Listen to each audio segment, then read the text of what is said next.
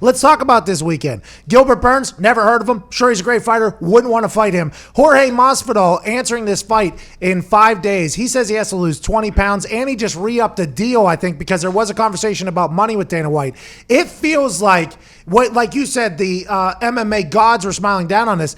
This potentially makes this now, Fight Island was awesome, but the fact for the casual fan like me, or the casual fan like anybody else, as soon as I hear this Jorge Masvidal is in there against Usman, he has to take this fight last second, I think that just ups the anticipation for this entire thing massively. And now that Jorge's got a new deal done with Dana, what is the future? Are both belts on the line here? What was the agreement that for Jorge for his next fights, or is that just all TBD, we'll pay you this going forward?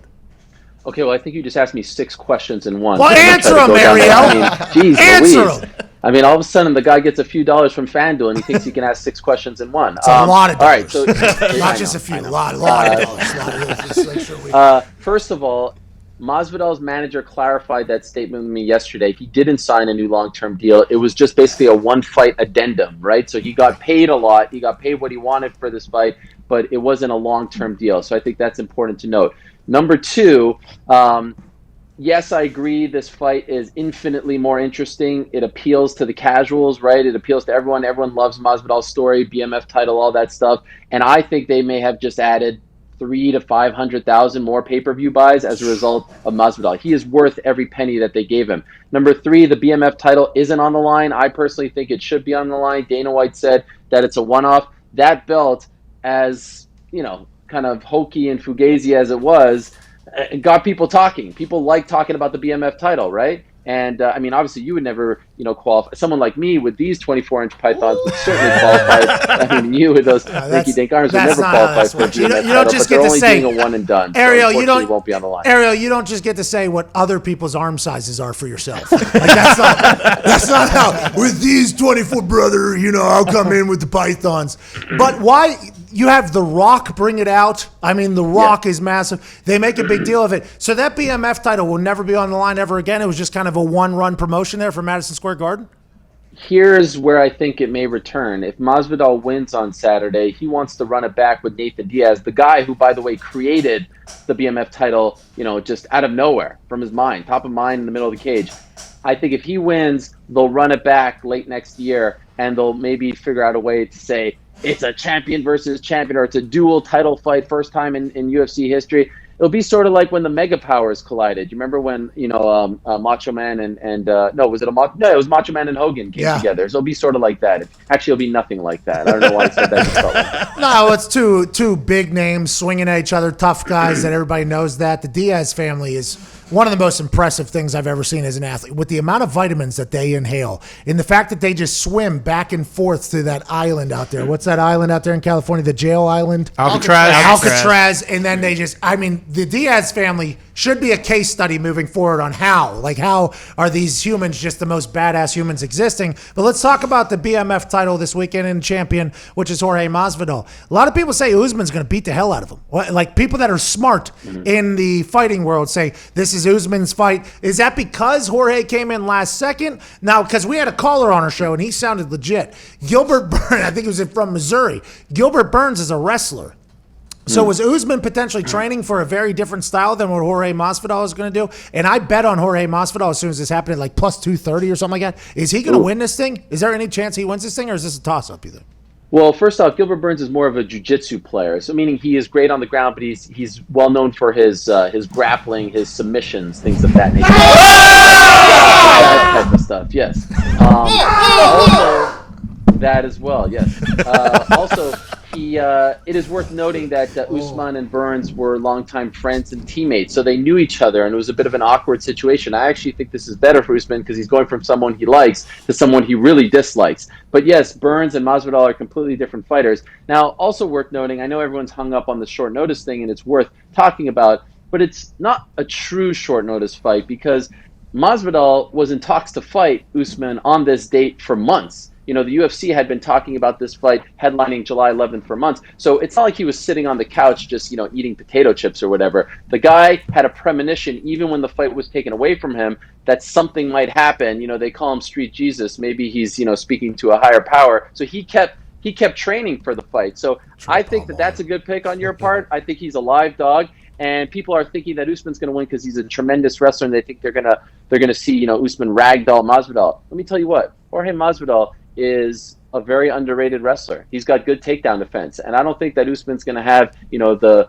cakewalk that people think he's going to have. At the end of the day, could he win the fight? Absolutely. He's a great fighter, undefeated in the UFC. But I think this fight is going to be a lot closer than people think. A couple thoughts about him being Street Jesus and potentially getting words from gods about what's about to happen. Troy Polamalu is a Hall of Famer because of that type of stuff. Like, that is literally how Troy Polamalu played safety for the Pittsburgh Steelers, is God told him things that were going to happen. He ruined my life and plenty of other people's lives. Street Jesus, this could potentially be happening too. He knew what was going to happen with Ben Askren, who's a wrestler. You saw the video of him basically having a premonition as to what's going to happen. I mean, I kind of called it as well. But the fact that he thought and knew that this fight was going to happen, maybe he does have a little DMT connection with the old Jesus and knows what's going to happen. He put out that graphic that said full-time fighter. I love that. It's like, hey, I'm ready all the time, whenever. Ben Askren actually put out a tweet because I think two people said they'll step in for Gilbert Burns. It was Jorge and one other fighter. Who was the other fighter? Colby Covington. And Ben Askren said, Colby's lying. Jorge is not. And then whenever the fight got picked up, I feel like this has been a massive respect earned for Jorge Masvidal around the MMA community. Is that accurate in stating that? 100%. All the fighters love him, and they support him, and they like his style, and they also love that the guy, has paid his dues. You're a supposed big sports fan, although you didn't know who Chuck Person was. Oh, the Rifleman. The Rifleman. The Rifleman, bro. Take it easy, dude. Okay. Well, I'm just saying, in what other sport do you see a guy who's been in the game 17 years and only now does he become a superstar, right? Like, usually year 17, you're kind of trailing off. You're at the end of the bench. It's looking a little sad. This guy has turned into a megastar, maybe top 3 biggest draws in the sport in year 17. It's absurd. So everyone's happy for him. But in Colby's defense, my understanding is he really did want to take this fight. They just never called him. They never offered him the fight because obviously Masvidal was the bigger draw, and that was the fight that they wanted originally. So I don't know if Colby is truly a keyboard warrior. He's a really tough fighter, but the UFC wanted Masvidal. They called him, and they got the deal done. Oh, maybe Colby and Ben Askren get after it then because of that tweet. Maybe that's what Ben's retired. It reminds me a lot of when, didn't people tell you that you shouldn't retire and then you should go on and get the helmet back on? Yeah. I don't remember who said Mike that. Mike Wilpon. You sure heard what Dan Marziano said just a couple weeks ago. Man. I mean, it never ends. It never ends, Ariel. It never, ever ends. So my money's safe on Jorge. Is the 20-pound cut in 5 days that big of a deal? No, not for Jorge Masvidal. This guy's never missed weight. He's a pro. The one thing that does give me a little bit of pause is the fact that he had to fly from Miami to Vegas on Sunday, and then he had to go from Vegas to Abu Dhabi, 13-hour flight, stop in Rio. For some reason, he decided to have a pizza in Rio because he said, actually, no, he stopped in Rome, because he said when in Rome, awesome. You have to, I mean, he's smart. He's smart, Street Jesus. But they said he's okay. I checked in with his team yesterday, and they said that they're on target, and they have no fear that he's going to miss weight. The weigh-ins are tomorrow morning, 9 to 11 a.m. Eastern. How do you feel about the timing of it? They're doing it, 6 a.m. local time so that we can watch it 10 p.m. Our time? I would assume Jorge's team is just keeping him on the Eastern Standard Time Zone throughout this entire process, sleeping during the day, up at night. Was that ever a thought to do this thing in the middle of the day like the World Cup does if games are over there? WWE, when they have their crown jewel in Saudi Arabia, they have it in the middle of the day. Was there ever a thought for that for Dana, or was he big time like, hey, we don't care about the local time. Let's go whatever America is?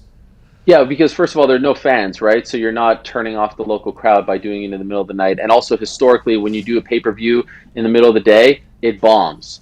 People are used to watching UFC fights Saturday night, 10 p.m. Eastern, main card, etc. And he doesn't want to confuse people. So I think it was a smart move, and it doesn't affect the Masvidals and Usmans of the world because they just got there. So all they have to do is just stay on their local time zone, and they'll be fine. It really does affect, in my opinion, the Volkanovskis who's from Australia or some of the other European fighters on the undercard because they're used to, this is their local time zone. Now they're going to have to adjust and get off that time zone. So that's a little funky for them. Could you imagine walking to a fight at 5, 6 a.m.? And plus you have to wake up several hours before and get warmed up. It's a tough spot. I feel for them, but for the American fighters, I don't think it will be an issue.